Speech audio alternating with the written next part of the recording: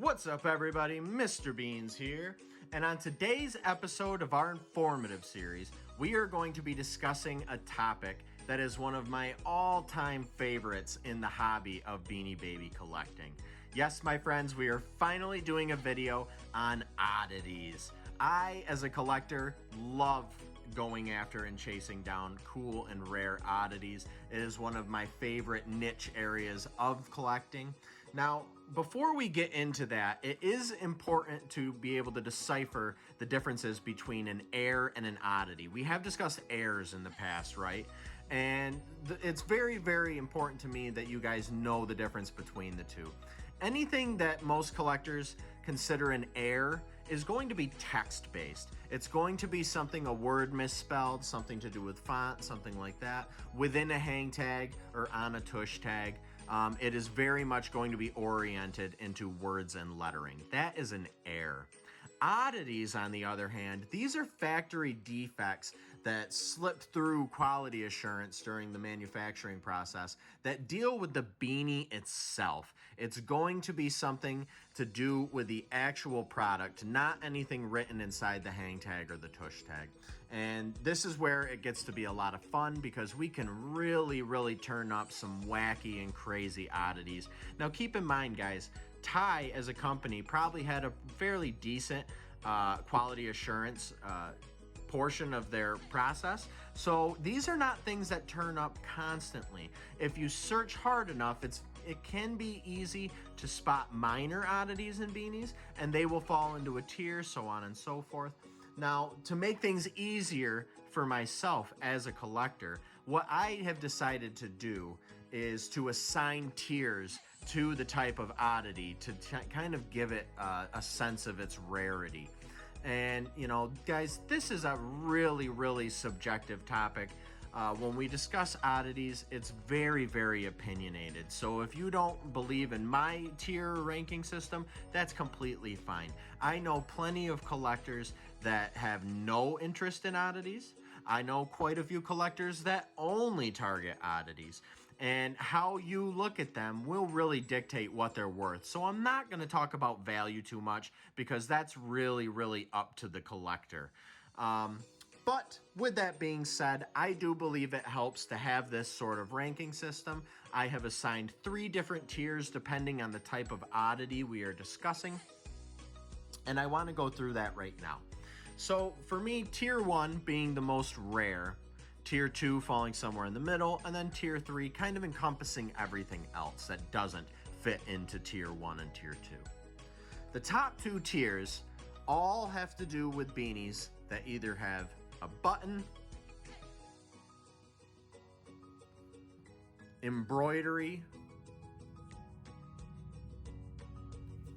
or flags. And the reason that I have placed these above all else, guys, keep in mind, these are just normal common beanies here. These are just here for comparison. But the reason that I have put these sort of restraints on my tier is because in talking and discussing with other oddity collectors, a lot of people really gravitate towards oddities that deal with these 3 things. People really like things that are out of place or a little wacky, dealing with the flags and the chest embroidery or buttons. It's just something that people gravitate towards. And, you know, it is with anything. If you're looking to get something valuable and really rare, you want there to be some level of demand. And in my experience, these are what people enjoy the best. And it also, you know, just through over time of collecting oddities, they became what I enjoyed the best. So I understand why that is. Now, tier 3, the lowest of the 3 tiers. This is going to have to do with placement errors, things where someone made a quick oops during production, right? Maybe a flag ends up upside down, maybe it's on the wrong side of the chest, maybe it's a little too high, a little too low. Errors that in my mind seem like this is fairly easy to do, you know? This seems like an easy mistake to make when you're manufacturing millions of a beanie. Because of that, I don't place... You know, they are not going to rank as the most rare oddities to me because it seems like a mistake that is fairly easy to make. Tier 2, a little more difficult to fathom, is beanies that are missing the embroidery or the flag or the button all together. Now, once again, I can see how this happens when you're manufacturing, mass manufacturing, hundreds of thousands of millions of beanies. I can see how some slip through the cracks and maybe, oops, I just forgot to put this flag on this glory all of a sudden. And of course, we know that that did happen. Even though Thai Corporation very likely has a very solid and strong quality assurance sector where the beanies have to pass through and make sure that they are up to spec and how they were supposed to be ran, but it does happen, right? So probably a little less often than a placement error, but it did happen, missing a button or a flag or its embroidery. Tier number 1, and what I truly believe to be the rarest of the three, mainly because it seems the most illogical to me, and that is beanies dealing with the buttons and embroidery that have something additional added onto the beanie. Because as we look at these guys like Kix here, we can absolutely see this was how he was intended to be made, and in fact this is how millions of him were made. So we know that this was the standard. And we have examples, oh, the soccer ball is missing, I'm sure that happened. Oops, the soccer ball ended up on the wrong side of the chest, I'm sure that happened. But to come across the beanie where, oops, there's 12 soccer balls all over him, we know with absolute certainty that is not how he was intended to be ran. Obviously, that is a very drastic example I have given. But when you're dealing with a beanie that has something additional added to it, that is not at all what the specification called for, and that's not as simple as forgetting or placing it in the wrong area. And that is why I assign Tier 1 to beanies that have something additional on them. Remember, guys, this is strictly talking about buttons, embroideries, and flags for Tier 1. I'm going to be showing you everything I have in my oddity collection today, so this video is going to be a little bit longer, but I'm so excited to share this with the world. Oddities are something that I really love and enjoy, and I think you guys are going to get a kick out of some of the pieces that I have turned up in my search. As for tier number 1, we can see this really nice classy here. He's got the number 1 button on him. This is how he was meant to be ran. And I do have a tier 1 example here. It is, as a matter of fact, it is the only oddity that I own that I have classified tier 1. And we have this really beautiful classy here. And we can see, we'll get a zoom here. He has 2 buttons on the chest. And like I said, guys, how he made it out of a factory with this sort of defect, because this is obviously not how classy was meant to be manufactured, is really beyond me. I suppose maybe the person that was making him that day was having a bit of a daydream while this happened, or maybe they were in the process of training and trying to figure out how to attach the buttons properly. Either which way, I'm glad that it happened. Oddities such as this, guys, they really don't turn up often. They're very difficult to find, and I love that about him. This, my friends, is what I consider a top tier 1 oddity. Moving on, let's discuss tier 2.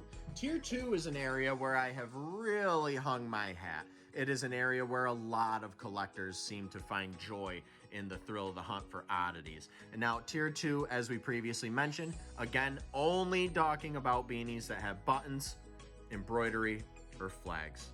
Tier 2 is going to involve versions of these guys that are missing what they are supposed to have completely. They are missing their button, they are missing their embroidery, they are missing their flag.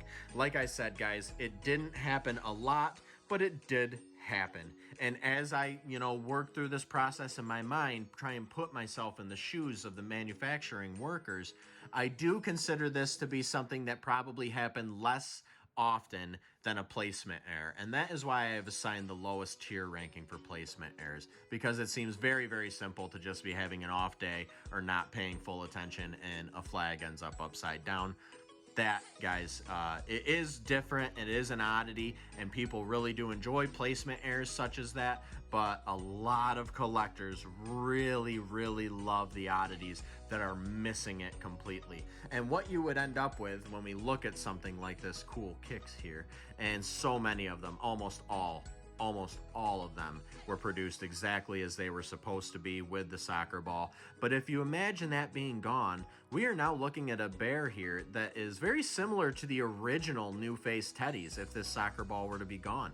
It's just a solid color teddy with no distinguishable features in this really cool lime green color, which, as we all know, was not one of the original colors for the original 6 New Face teddies. So you can end up with some really spectacular, very clean, blank slate looking bears in this tier 2 area, and I have a bunch of them to show you guys. So let's go ahead and start off our friend Glory here. We can go ahead and move these guys off to the side for now. We can see this is absolutely how Glory was meant to be manufactured. Glory the bear had this American flag here on the chest, and we go ahead and have this tier 2 example of him. We'll go side by side where he is missing that flag. Now, this is where, once again, guys, authentication is very important, because to the more novice collector, it's hard to tell sometimes when a beanie is truly an oddity and when it has been tampered with. And authentication is absolutely going to go ahead and resolve that problem for you.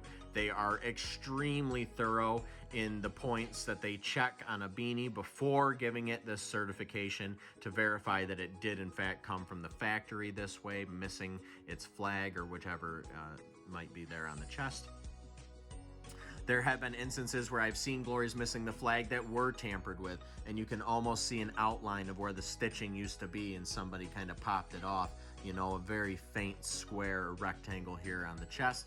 That is not the case with a true oddity. It will have never had that flag placed on him. And what we end up with is this really cool Star-Spangled Bear here without the big flag there. Really beautiful Glory, tier 2 Glory. Let's move on to another, like our friend Kix that we were just discussing. Kix, I really love the green on this bear. So when we come across one that is a tier 2 Kix, really, really nice looking here, guys. No embroidery on the chest whatsoever, just was not ever there. Really cool beanie. And like I said, guys, I know a lot of oddity collectors. I know people that go nuts over all sorts of oddities, but more often than not, when I meet an oddity collector or talk to one, these are in particular, these are the types of oddities that they like to go for. Missing emblems, missing flags, missing buttons. They really seem to have the lion's share of interest from collectors. And I can totally see why. These are just so cool oddities. Let's move on. I have some pieces off to the side here that I'm going to be using for comparisons. This is a beanie that most of you should be familiar with by now. This is a Peace Bear. And Peace, you know, this guy can really, the values on him can fluctuate wildly depending on coloration. This one here's got a really nice kind of pajama coral sort of chest. We really love Peace, and depending on coloration, like I said, values on him can go really sky high. This is an oddity that we hear about quite a bit, and this is one that does show up, I don't want to say a lot, but maybe more often than others, and we are talking about no emblem Peace. And what that in fact does, it makes him look like Garcia, because Garcia was a tie-dyed bear just like this without the Peace emblem. So the way you're going to really want to verify that is from the name on the tush tag. You want to make sure it is a Peace Bear. You know, go ahead and double check inside the hang tag, make sure it's a Peace Bear hang tag, and then we can see that he is a no emblem Peace. This one has rainbow colors. Guys, these no emblem Peace Bears, they can skyrocket in value depending on that coloration paired up with the no emblem. If you have one that is pastel colored, or one that is neon colors, or if you have one that is really solid and striking pajama like this guy here with no emblem, the sky is the limit on valuations for these no emblem Peace Bears. Really sought after.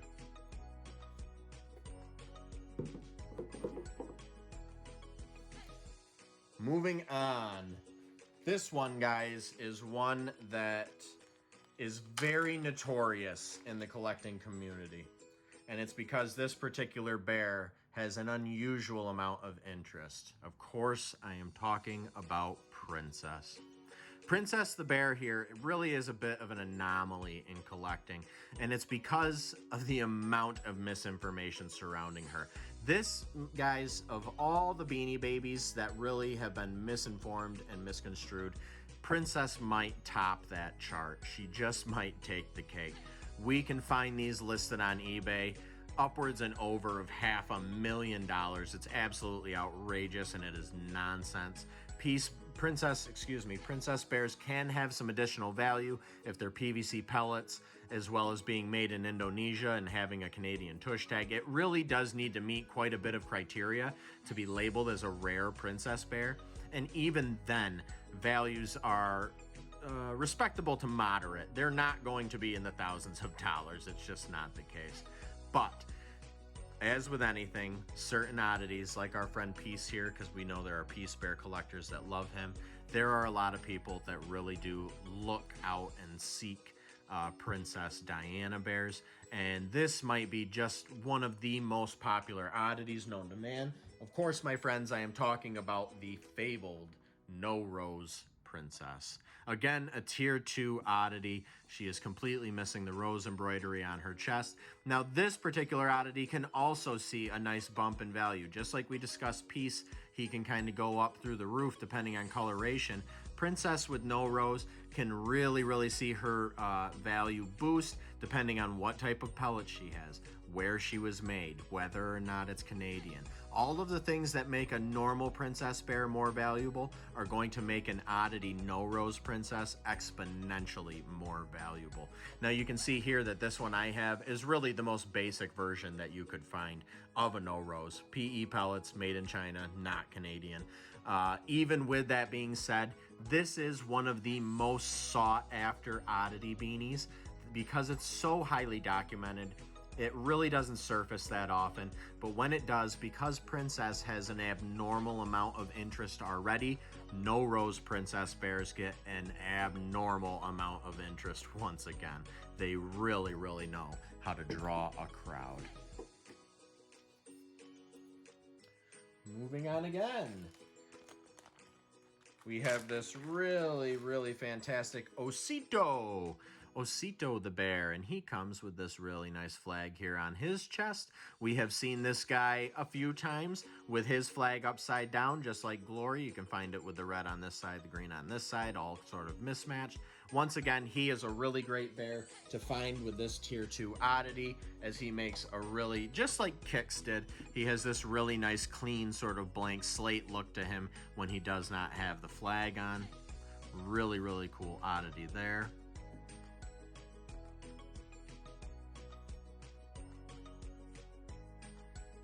As with most of my beanies in my collection, as a matter of fact, I may be nearing the part where it's all of the beanies in my collection.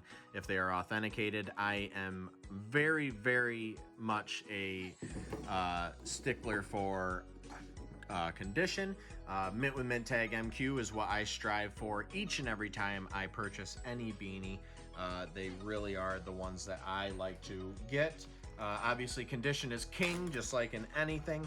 And most all of my beanies in my personal collection are going to be museum quality.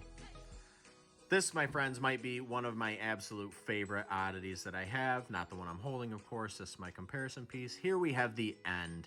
And I love this tier 2 oddity for the end because, once again, when we're talking about that sleekness and blank slate style, the green on Kix is very nice. The red on Osito is very nice. But this all black bear that we're about to show you, this might be one of the more difficult ones that I've acquired. It is the only one I have ever found with this tier 2 oddity, and he is just this beautiful flat black bear, no sort of embroidery breaking up that really nice piece of fabric on his chest. I have seen tier 3 oddities of the end here, where rather than missing everything, which tier 2 would require everything to be missing, such as this example here, I have seen some tier 3 examples where maybe it's just the fireworks missing. I believe I've also seen one where just the word end is missing. That is cool, but because it's not missing the entire embroidery, I don't consider that tier 2. I would absolutely consider that tier 3. This, my friends, would be a really desirable example for the end bear. Just like if we were to find one that said the end and had fireworks all over the chest, or even just an additional fireworks somewhere off to the side here, that would immediately make him a tier 1 piece, having something additional added. Really, really love this beanie. Maybe my favorite in my collection.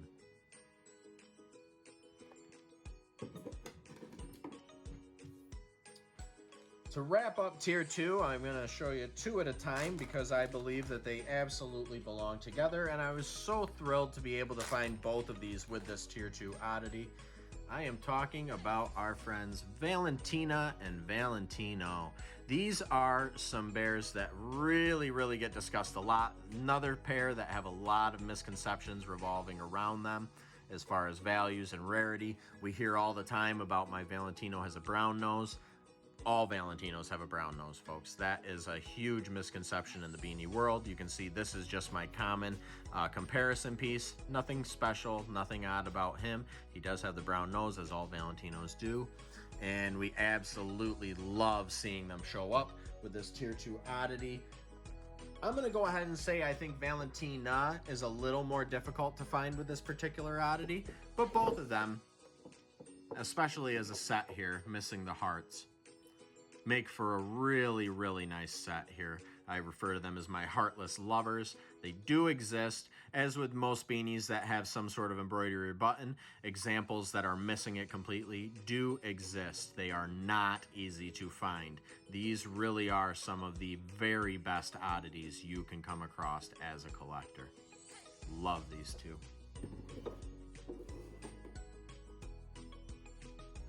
That, my friends, wraps up my tier 2 portion of my oddity collection. These are all of my no flags, no emblems, no buttons that I have. Let's move on to tier 3. Tier 3 is going to involve placement errors, as we previously discussed. Anything that's an upside down flag, sideways, wrong side of the chest, so on and so forth. To be perfectly honest, you guys, I don't really go after those types of oddities. It was never my thing. I always just kind of figured if I'm going to look for one with an upside down flag, I'd rather look for one missing the flag altogether, or even better, one that has 2 flags, so on and so forth. So I kind of steered away from that. But now we're going to start discussing beanies that do not require them to have a button, embroidery, or flag. So pretty much any other oddity, any beanie that does not come with one of those 3 things, but you find it with an oddity, is going to fall into tier 3. And for one reason or another, guys, it's just been my experience in collecting and buying and selling oddities. They just don't draw as big of a crowd and garner as much attention as these sort of examples do. So if it's a beanie, let's say Ants the Anteater, or something that's an actual animal, no sort of embroidery or anything to speak, maybe he's got 2 tails, maybe he's missing an ear, maybe something along those lines, that is automatically going to make it fall into a tier 3 ranking, which is my lowest ranking. But tier 3, I will say, also has the widest range within itself. There is a very big difference to me on values and rarity, a beanie that I consider to be at the bottom of tier 3 from one of the beanies that I consider to be at the top of tier 3. Just because you might have an oddity that falls into my 3rd tier does not mean it's going to be the least valuable in any way. If it's near the upper end of tier 3, it can still be extremely valuable. It's just how I like to segregate my beanies, because these really do seem to have more attention than the oddities that wind up in tier 3. So I no longer have comparisons because I have quite a few tier 3 beanies that I own, tier 3 oddities. So I'm just going to go through and show them here for the camera quickly, and we're going to discuss the oddity that the beanie has and why I think it's so cool from one to the next. Let's go ahead and kick this off with a beanie. Now, a lot of these beanie guys, keep in mind, another thing that's going to really strongly affect the value of an oddity is how rare the beanie is that it's occurring on without an oddity. You know, for example, here we have this really nice Rainbow the iguana. He's a very common beanie, extremely common. Another one that has a lot of misconceptions around him. We can see on this side he's got this bright yellow eyeball, and as I turn him back to the first side, we can see, oops, he never received an eyeball on this other side. Once again, guys, authentication so important to make sure that you're not dealing with one that has been tampered with. You do not want to, you know, buy it, spend big money, and find out that someone plucked out the eyeball and stitched it up in their home. That's not what we're looking for. We can really see a lot of really nice uniformity here with this eye as I show it on camera. This is exactly how he came, this particular one, from the factory. It is not common whatsoever, but it did occur on a common beanie, and as such, he is absolutely tier 3 all day. Oddity Rainbow missing an eye. Really cool. Now, keep in mind, like I said, the rarity of the beanie itself is going to play a huge factor in all of this, right? If we are talking about a billionaire bear that has an oddity on it, buckle up, because that is going to have some wild value to it, right? Next up, this is another oddity that I have had for quite some time, and I really love it. We have here a pink Inky the Octopus. Now, as some of you may know, the pink version of Inky is always supposed to come with a mouth. This one did not. There is no V-shaped mouth stitched onto his face.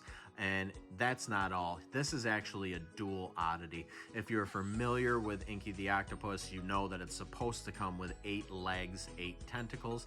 This one, we're not going to really be able to count on camera, but it does come with only 7 tentacles as well as the missing mouth. And for the cherry on top, for this oddity, Inky Pink, 7 legs, no mouth, it is also made in Indonesia, which makes it that much more rare than if it were made in China. This is a really astonishing high-end tier 3 oddity. Really beautiful, this Inky.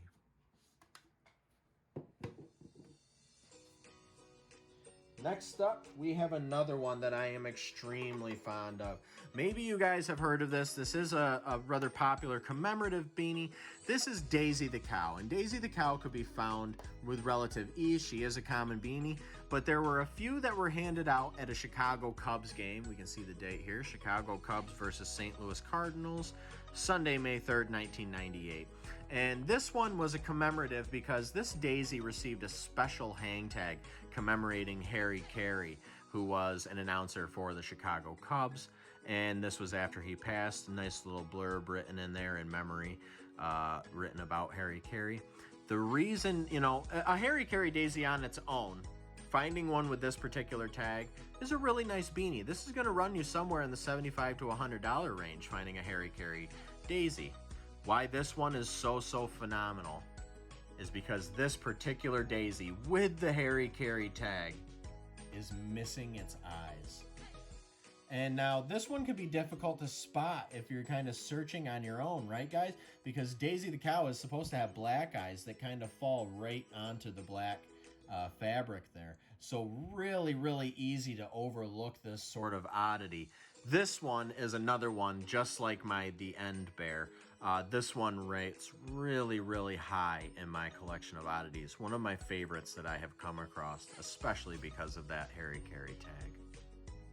Very cool. Now this, you guys, is pretty much what I would consider a lower end. Well, maybe closer to the lower end of tier 3. Here we have an Erin the Bear, and how great would it be if she were missing the shamrock, huh? It's one that I don't have yet. I am still on the hunt for a no clover Erin. We can kind of see as I adjust her in the case here that this does not look quite right over here, does it? And that, my friends, is because this is a misstitch. This particular Erin had the leg sewn to the tummy up here, and it's why that leg won't lay perfectly flat on her.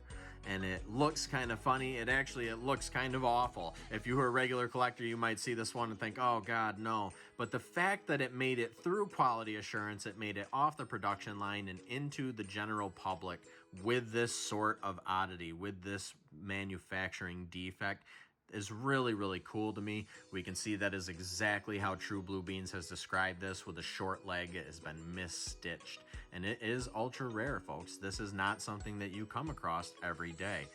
Majority of Erins are going to have 2 very normal legs, I promise. Again, another low-end tier 3 oddity. This is a type of oddity, guys, that does show up quite often. And now we're discussing oddities to do with ears. Things to do with the ears. We can see here on this wrinkles, we can see this ear on the right-hand side. Absolutely perfect, just how it should be. White on the front, black on the back, sticking up like a dog's ear. On this other side, we can see that this ear got sewn on not only backwards with the white in the back, but it's also upside down. So it is upside down and backwards on this wrinkles.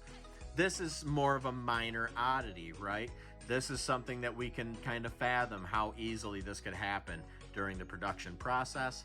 He is still a rare oddity beanie. It did not occur on all wrinkles. It is difficult to find him with something like this. But in the grand scheme of things, if you start to use your imagination and think about the types of oddities that probably do exist for wrinkles, as far as an ear goes, being backwards and upside down, probably not ranking near the top of possible oddities for this beanie. One that's maybe missing the nose or the eyes or something a little more prominent would probably fetch a higher dollar value.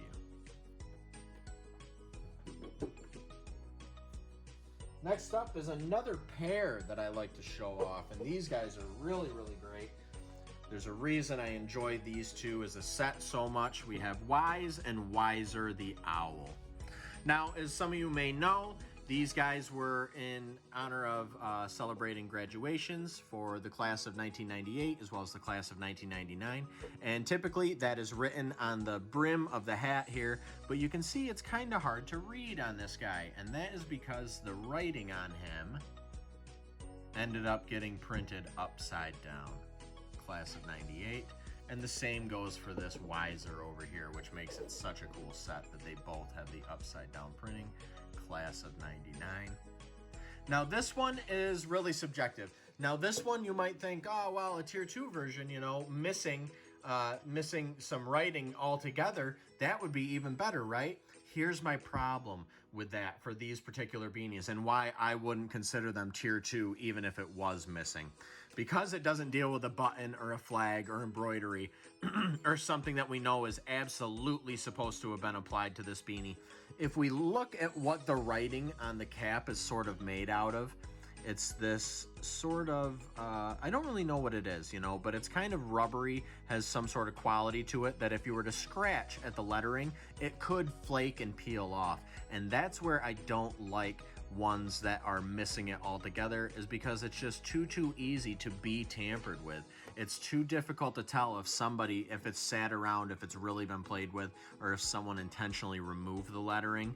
Whereas finding it printed upside down, yeah, that's not something someone did in their home, guys. These escape the factory like this. Really, really cool set of upside down lettering owls. Next up, a really neat oddity. This one's a little bit wacky. We can see we have a Smoochy the Frog here, and I absolutely fell in love with this weird little guy when I found him. We're gonna zoom up on his eyes here, and we can see on camera he has a really, really cloudy eyeball over here on the right. That's because this eye up here on the left, sorry, right up there, that is sort of black in the middle and rimmed in this dark green. That is the eye he was meant to be made with. That's the eye that almost all Smoochies have. For whatever reason, they got a defective eyeball in the batch, and it ended up applied on this Smoochy, and he escaped the factory with 2 different eyes. Really, really cool. It is one that you need to look a little closer on, but I absolutely love finding oddities like this. Some of my favorites, the things that are just a little outside of the box, ones that you don't see every day.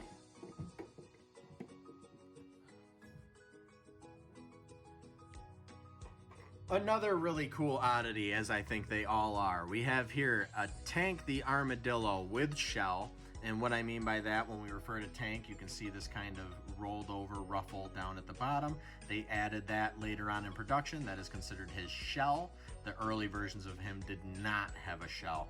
Now this particular version with the shell is supposed to always come with 9 lines on the back. It is quite literally referred to as a 9-line with shell, or he could be found as a 9-line without shell. This one, if we count 1, 2, 3, 4, 5, 6, 7, 8. There was never, not intentionally anyway, an 8-line tank released. He could be found very early on in 3rd and 4th gen with 7 lines. And then during 4th generation, he was switched over and ran 9-line no shell, and then eventually 9-line with shell. We have here an example, an 8-line with shell. So this is sort of a collector's piece, you know, and it takes a special collector to really appreciate it, because it is, you know, the devil's in the details sometimes with these oddities. Not supposed to be any such thing as an 8-line tank. Really, really cool oddity if you like to get in depth with your beanie collecting, such as I do. Again, guys, we're gonna talk, this is another low end tier 3 oddity. This one in particular really only occurs mainly on the long-legged birds. We're talking about Stilts the stork. Maybe you'd find it on Stretch the ostrich or Pinky the flamingo. It's going to be really hard to show you on camera, so we'll flip the cert. This particular Stilts has his leg sewn on backwards. And when you look at the way that his legs were designed, how they're so long, seems like a relatively easy mistake to make. You just turn that, you know, turn that leg around and stitch it on backwards, and all of a sudden when you look at it hanging down, oops, his feet are pointing the wrong way, his toes are going in the wrong direction. This is one that, like I said, guys, yeah, probably going to fall onto the lower end of tier 3. This is going to be one of the more easily to acquire oddities, and keep that in mind. You know, when you find one and maybe you're negotiating a price or something like that, you can absolutely use that to your advantage, just as like we can here with this Nuts the squirrel. This guy kind of falls in line with the wrinkles I showed you earlier. We can get a look at his ear over here with the hang tag, white facing out, brown on the in. And then we come to the back here and we see all the way facing the back, white facing back, brown facing front. His ear has been applied backwards. Again, another low-end tier 3 oddity. You know, there are levels to this and how rare something really should be considered. These sort of minor errors do fall into that, in my opinion. And last but not least, guys, this is the last oddity I have to show you. A really nice Britannia here. This is the patch flag version. This was only available in the UK. And this particular one, you know, the flag has this sort of white border around it. It is an actual patch. And that is a little bit different, more difficult version of Britannia the bear to find. The reason why this one is cool, this Britannia the bear has clubbed feet. We can see written down here at the bottom, they have clubbed foot, but it is both feet in this case. And what do I mean by clubbed feet? Well, when you picture a beanie, such as this Aaron here, we know that the feet are supposed to look like this, almost like a little elf shoe where it comes straight down, and it does come to a point, sort of like to show that he has toes of some sort. There we go. Like the shape of an actual foot. Britannia here was the fabric for the feet on this one, just never got that particular cut. We can look here on the side and see it is like a perfect circle. Now the fact that this particular oddity occurred, we can see both feet, they just don't have that sharp point the way that they're supposed to. They look just like clubs. And the fact that it did occur on a patch flag Britannia, I think is really special. It had occurred on a regular embroidered flag Britannia, a little less so. I love that it happened on the more rare version of Britannia, and that is what attracted me to this particular oddity. Really, really love that one as well. Guys, that is all I have. I have collected many, many oddities over the years. I have decided to part with some. I have decided to add some new ones, and they bring me a lot of joy. I hope I was able to kind of spread some of my education and what I believe to be true about oddities to you guys. And it's a really, really fantastic area if you're just bored and you don't have the funds maybe to spend up big on an old generation or a really rare, valuable, exclusive or something like that. But if you just got that itch to search for something, it's a lot of fun to hop on eBay, hop in a Facebook group, and just sort of look through the photos that people have of all of these tons of commons and things like that, and see if you can pick out an oddity yourself, one that has not been noticed yet. And absolutely, it's your right to inform the seller if you choose to. Let them know that you discovered something cool about your beanie if you choose to, and try and get it at a reasonable price, but make sure that everybody is benefiting equally. Oddities are really, really cool. They're great fun to look at, and they're really, really worthwhile, I think, in collecting. Some of these, especially the no emblems, as well as this really wonderful dual button classy I have here. These are really, really sought after by collectors. They go absolutely nuts for these, you know, sort of tier 1 and tier 2 oddities. If you come across any of them, you have done really, really well for yourself. Well, guys, that's all I have for you today. I really hope you enjoyed this video. As always, I am Mr. Beans, and I hope you had a fantastic time.